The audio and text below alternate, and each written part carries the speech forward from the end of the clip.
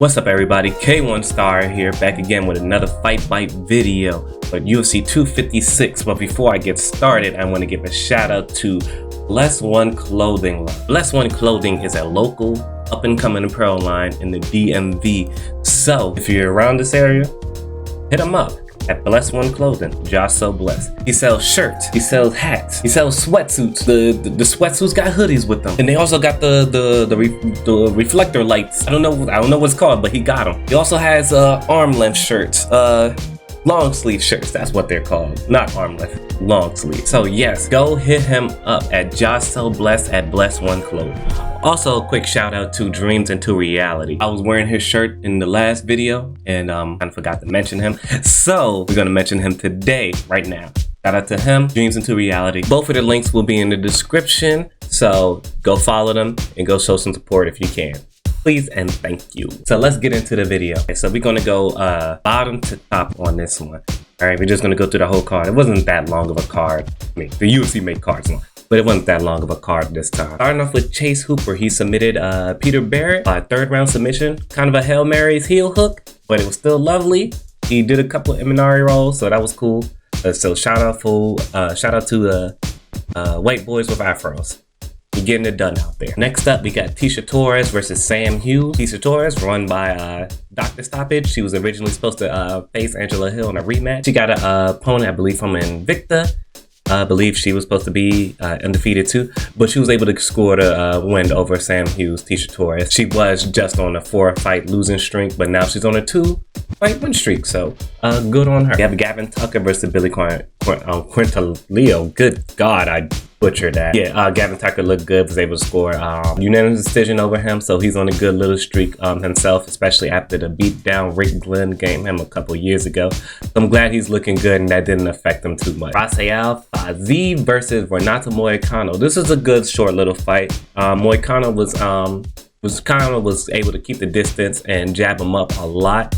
But it seemed like he was getting a little too confident with his success, and then Rafael just blasted him, and it looked like an early stoppage at first. You know, when you really look at it, you kind of slow it down. Moicano kind of got splattered on the ground, so yeah, he kind of got too confident in the pocket, and Rafael just damn near killed that man. You know, looks like an early stoppage, but it was a good stoppage, so just kind of rewatch that and you know, make your own opinion on it. But overall, good little fight. Daniel Pineda versus Cub Swanson. Lovely fight here. I love Cub Swanson, probably my favorite fighter ever. I said that before. This was one of the fights I said to look out for. Yes, it was a fun fight. Cub Swanson got almost damn near crippled early in the fight, but he was able to survive the aggression, and Daniel Pineda was giving him, and he was able to score the knockout. He scored a couple knockdowns before the knockout, which was good. So he, you know, he could still hurt his opponent still. He's getting up in there in age. His body's not holding up as well, evident in this fight. But I'm so glad he was able to score that knockout finish. It was lovely. It was beautiful. Beautiful uppercuts to the overhand. I love it. Them fastballs from Cub Swanson are always lovely to watch. So the first fight on the main card. So I was saying performance of the night would go to Cyril Gane, and he could still have the performance of the night too. He really looked good here. He was working Junior off with a lot of kicks. He had kicks to the body, he had kicks to the leg, and he had kicks. Had a couple kicks to the head. He didn't have too many. I think he, at one point in the fight, he could have set up the head kick, and it looked like he kind of pulled it back, which was kind of surprising. Nevertheless, he was able to score the finish over the former UFC heavyweight champion. Now, the finish was beautiful. So he started off with a leg kick, and was able to force Junior back to the fence, which I said in my last video, but it's kind of evident if you watch his fights what happened. But he forced him back to the fence after the brutal leg kick, which hobbled Junior. And after that, he brutalized him with elbows. He hit him with one good elbow. Clearly, when Junior was hurt, he threw a couple punches and hit him with another elbow and was able to get the knockdown, and then the referee called it off. Beautiful, beautiful elbow. Very violent. Very violent. Junior was kind of protesting the stoppage. It kind of looked like he got hit in the back of the head. Like, I can see why he said that, but you're kind of turning away, and while the opponent is throwing a strike and it hits to the back of the head, that's fair game. And then plus, I don't think it was necessarily back of the game. It was kind of back of the head. I said back of the game. Back of the head. It was kind of on the side. I know y'all can get a clear view here. It was kind of on the side here. like in this area, that temple equilibrium area. He just, he's got a big ass forearm. He's a heavyweight. So kind of looked like an arch to the back of the head, but I don't believe it was back to the head. It seemed more, to be honest, his forearm hit here. I think the elbow, I'm switching sides. I think the elbow hit along the neck. Elbow hit along the neck and was able to cause the knockdown. He probably wasn't super hurt, but once you get hit in that spot, it kind of makes you feel fuzzy and funny. Kind of throws off your legs. Trust me, I know from experience. And yeah, it sucks. And that's what just happened in Junior. He's on, I believe, let me check here, 4-fight losing streak, all by TKO. All of them comes before the 3rd round. So yeah, we'll see about Junior's future. He could probably be released soon. UFC is making some cuts, so we'll see what happens with Junior. I mean, it'll suck to see him get cut, but seeing him fight some elsewhere, maybe lower competition if he still wants to fight, will be better for him than fighting in the UFC, fighting the clearly young up-and-coming heavyweights. Cyril Gane is a huge prospect, and he, Junior can't hang with them either. So if he fights elsewhere, he can go off to Bellator, probably win the title easily. I would love to see that if the UFC cuts. On to the next fight. Fighter of the Year, Kevin Holland. Oh man, look. Like I said, Cyril Gane, I still think had the quote-unquote better performance. I mean, it was masterful. He worked a former heavyweight champion in the UFC over. But Kevin Holland, I think he's by far the fighter of the year. The way he dismantled Jacare Souza was just brutal. I mean, brutal. That finish was nasty. But to start off with the fight, Jacare, if you know about Jacare, he's a world champion jiu-jitsu artist, and I believe he won the Strikeforce title. He did win the Strikeforce. I had to check that and make sure I wasn't wrong. The middleweight title, yeah, he's deadly submission artist, and his stand-up was deadly too. He has a couple knockouts in the UFC. One's over Chris Weidman and Derek Brunson, so he can stand and he can definitely submit people. We all knew that. But, if anything, Jacare wanted to take this fight to the ground. And as soon as Jacare took it to the ground, I don't think a lot of people noticed, but I believe Jacare was hurt literally from the first elbows in the very first couple, 30 seconds of the fight. Those elbows, I think that's what hurt Jacare and just made him feel fuzzy the whole time. Like, you can literally hear the cracking sound on Jacare's bald head. Talking about bald people, look at me. But Jacare's bald head, you can clearly hear the cracking sounds of those elbows on his head, and it forced the stand up.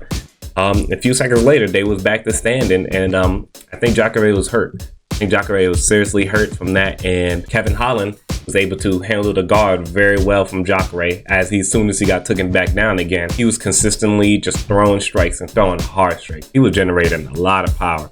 For his size, he was generating a lot of power. It seemed like he knew he was probably going to be on the ground, of course, because of Jacare, and he just practiced just throwing heat. He threw some serious elbows, and then eventually, Jacare kind of sat up in his guard. He was looking lax, probably smiling, kind of played off like, okay, this guy is pretty good off his back, at least striking wise. And Kevin Holland punched him. Damn near took his head off. I mean, he really, the finish was brutal. Go watch that finish if you haven't already. That finish was brutal. He was able to land the punch in the guard while Jacare sat up. He rocked Jacare. Kevin Holland posted up on his right leg to generate more power to seriously hurt Jacare. So he's already rocked. And this is basically Jacare knocked out at this point. He got up, posted up on his right leg while still basically on the ground, threw a huge punch, a huge right, landed on Jacare, and he hurt him there, and then he stood up and threw 3 more punches. It could have been stopped after that, after the first punch in that sequence, and everybody would have been fine. But yeah, it was definitely one of the more brutal knockouts of the year. So shout out to Kevin Holland. He's on a serious run here. 5-0 in 8 months. 5-0 in 8 months. That's got to be your fighter of the year. He's been promoting himself. Not only that, the Jaquim Buckley, you know him, the dude with the jump spinning back kick knockout, which is probably still aesthetically one of the best knockouts ever. Kevin Holland knocked out that guy. this year with one punch.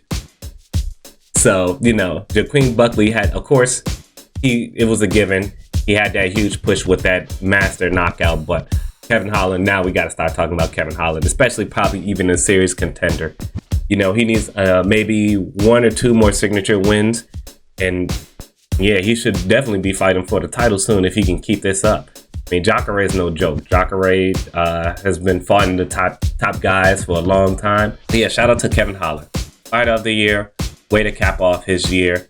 He's going to have a huge 2021, or at least I hope so. Hopefully he can keep this run going, and look for him versus maybe Marvin Vettori or somebody like that, or maybe Jack Hermanson. Maybe they can book that match again. So yes. Once again, I feel like I said this a bunch of times. Shout out to Kevin Holland. Mackenzie Dern versus Verna Jandiroba. I'm just gonna call her Verna. No disrespect. This was a great fight for both ladies. Would have been fight of the night. I considered this fight of the night so far between all the fights, and yeah, the ladies brought it. They fought a great fight. Both are jiu-jitsu specialists, and of course, once that happens, we don't never really get to see the jiu-jitsu. We get to see the striking from both. And at least this time, this is one of the good times where the fight was actually good from the striking.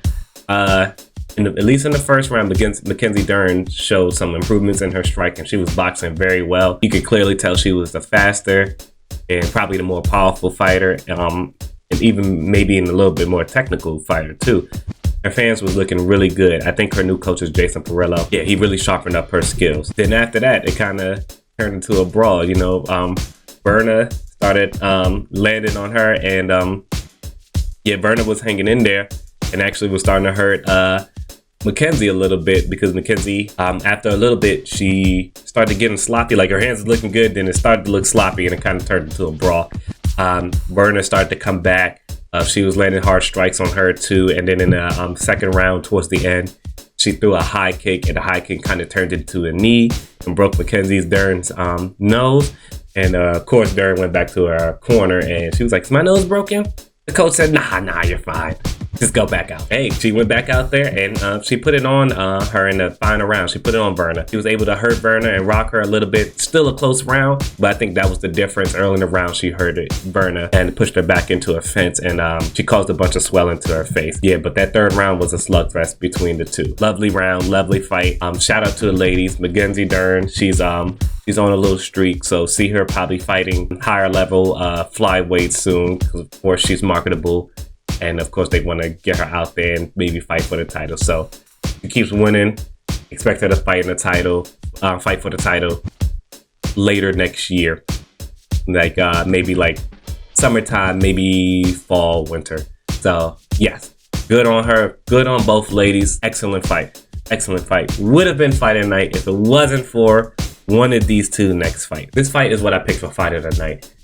Charles Oliveira versus Tony Ferguson. Did not turn out quite fight of the night, but we learned that Charles Oliveira is a serious contender and he should not be taken lightly. This man is a beast jiu-jitsu artist. I'm not going to stay on this fight for too long because it was clear cut domination, but things to look out on this fight was Charles Oliveira showed patience. He showed good striking, even though I think Tony kind of won their striking exchanges, at least early in the fight, but he showed good striking, was able to weather Tony's storm and get the takedown. Great conditioning, and overall great fight IQ.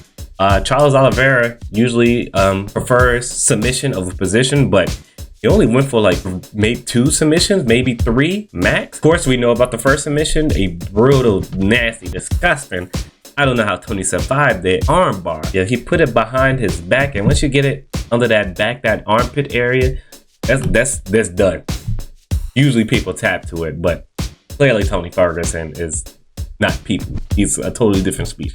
He was able to survive, and I'm pretty sure his arm was jacked up for the rest of the fight, so that really hindered his performance, because he couldn't do a lot of things he did, and then he just completely got outclassed on the ground as soon as it hit it. Yes, beautiful fight from Charles Oliveira. Should absolutely get another top 5 opponent, maybe even number 1 contender fight. You know, the division is wide open with Khabib retired. So put him in there with Michael Chandler. I think he was going to beat Michael Chandler anyways if they fought. So put him in there now. I'm sure he's definitely going to beat him. Michael Chandler is a better wrestler than Tony. So, Charles Oliveira might have a little hard time. But still, I think he gets the job done. Charles Oliveira beats Will Brooks. So with MMA math, he should be able to beat Michael Chandler too. So shout out to Du Bronx, Charles Oliveira. Great fight. Lovely domination. Sucks for Tony and sucks for the other Asian fighters like Junior Dos Santos and Jacare. They had a hard time tonight. These are legends we're talking about. They're getting old. That's what happens in this sport. It's a brutal sport and eventually catches up to you. On to the main event. We got Deiveson Figueiredo versus Brandon Moreno. Excellent fight. Beautiful fight. One of the fights of the year. Definitely the best flyweight fight in the UFC, period, ever. Yeah, this fight had everything. They literally just stood and banged for 25 minutes straight. Deiveson Figueiredo was walking Brandon Moreno down, throwing everything he can at him. He was throwing huge power strikes. Every single strike was basically a significant strike in this fight. He was strategic about it. Once he backed them up, he was trying to land the body shots and the overhands. So when he get caught along the fence, Brandon Moreno was able to, of course, eat the shots and circle it out. What Brandon Moreno was doing good throughout the whole fight was, of course, credit to his chin. He would eat the punches, or at least kind of block some of them, but he had to eat some punches to stay in the pocket. And then as soon as Deiveson Figueiredo would back out and, reset so he could throw more strikes, he was landing on the counter with some left hooks. And it was catching Figueiredo. Eventually, after that, not only was he countering left hooks, he was able to land some overhand rights, which caught Figueiredo too, as he started to slow down just a little bit. But if anything, these they beat the mess out of each other. This was a great fight. It ended in a draw. Unfortunately, Deiveson kicked Brandon Moreno in the groin, and it looked like a pretty brutal shot. And it was Jason Herzog. Good on Jason Herzog. He took a point immediately. It looked like that groin strike could have expected the fight, but of course, Brandon Moreno wanted to continue. So the best thing you can do, take a point. That wasn't just a warning shot. Of course, some fighters probably take more time than what Brandon Moreno did, because he kind of got back in there pretty quickly, maybe at 2-3 minutes. You can tell he was hurt. He was doing the throw up stuff as some fighters do. And if that happens, that's like, damn, your nuts are gone, bro. So, credit to Moreno sticking in there and winning a couple of rounds. It ended in a draw. Only reason it ended in a draw was because of the groin strike. It still means that Brandon Moreno won at least 2 rounds. He won 2 rounds against the champ, and he was looking good. And some of those rounds was close. So definitely they should run this fight back. Should be in the contender for Fight of the Year. And Deiveson Figueiredo could still be Fighter of the Year too. I know I said Kevin Holland, but yeah, Deiveson Figueiredo was able to, defend his belt once, and technically I guess this is a offense too because he didn't lose it, so he retained his belt. So it was 3-0-1 in a year, but yeah, he should be in the running still too because he at least capped off this year with a spectacular fight. And of course, without the draw, the point deduction, he would have won by unanimous decision. So shout out to him. And then no shout out to the referee, not the referee, to the judge who scored the 5th round for Brandon Moreno. It wasn't the most action-packed round in the fight, but even Brandon Moreno admitted that he probably should have never won that round. I think it was a clear round for Figueiredo. So yes, overall great fight card. Shout out to those who get the W's. Everybody looked great on this card. On to the next pay-per-view, which will be UFC 257 with Dustin Poirier and Conor McGregor. Now, I wanted to make these videos about only the UFC pay-per-view, so I'm going to keep it that way. But this next card is going to be definitely a good one. Please watch Stephen Thompson versus Jeff Neal. This is probably the best card of the year. But I do want to give a shout out to Tafon the Don, Tafon Nchikwi. He's a fighter at my gym, Lloyd Irvins. He's making his UFC debut. He is a beast. He scored one of the most brutal knockouts on the Contender Series this year. Earned him a UFC contract, and I think he's going to come out on top again. Well, I don't think. I know he's going to come out on top again. So shout out to him. Definitely a fighter to look out for. He's early on the UFC prelims, so once the card starts, just turn it on and you'll see him fight Jamie Pickett. Please watch out for him. Great fighter. up and coming fighter, huge prospect. Watch out. And that's my video for today. Hope you guys enjoyed. Please give any feedback on how I can improve these videos in the future. Subscribe and follow my Twitch. Not many videos I'm going to be posting for the next month until the next video, UFC pay-per-view. So we'll see. I'm going to have some other stuff working on. But if you want to catch me on Twitch at DK1Star, I will be consistently streaming on there. So please follow me on there. You'll be welcome. Thank you. Hope you guys enjoyed. Your boy K1Star, and I'm shining out. Peace.